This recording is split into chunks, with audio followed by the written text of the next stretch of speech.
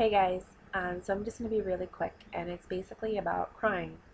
Um, and basically crying in the sense of if you're crying because you miss somebody, or you're crying because of a breakup, or you're crying because you lost somebody, chances are you're crying not because you miss them. Because if you miss them, you would be smiling and laughing at all the wonderful memories that you guys experienced.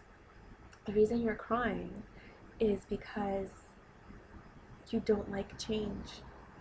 You're sad that you're not going to see that person again. And you're sad that the person is no longer in your life for whatever reason.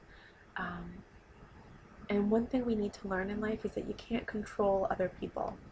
If they don't want to be in your life for whatever reason, you need to accept that and move on. And that's one of the hardest lessons in this world to learn, because how do you go from loving someone and having them love you to not having them in your life anymore? It's really hard. Um, and I sympathize and empathize with the tears.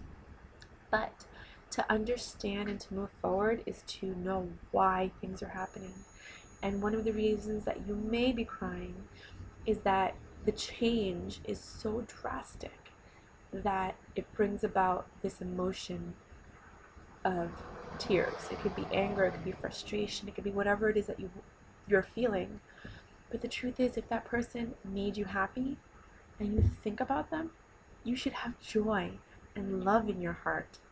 You shouldn't be crying and sad. If you're crying and sad over a relationship or an emotion, it's because it didn't turn out the way that you wanted to, and that stems down to a control issue.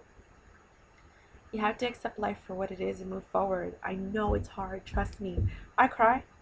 You know I cry. I cry. But I'm quickly learning that, the quicker you move on to the next thing that you're supposed to learn in life, the better life gets. And the easier it is to be happy again, you know?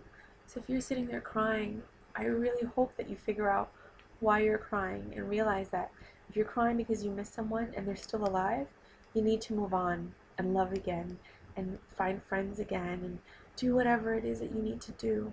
And if the person is gone and you're never going to see them again, then you need to accept that and just live in the joyful moments, because that person brought you joy and happiness. Don't let it be ruined by feelings of frustration and anger and anything that you might be feeling. Don't let that ruin that wonderful memory that you have of that person. I hope this helps. Bye.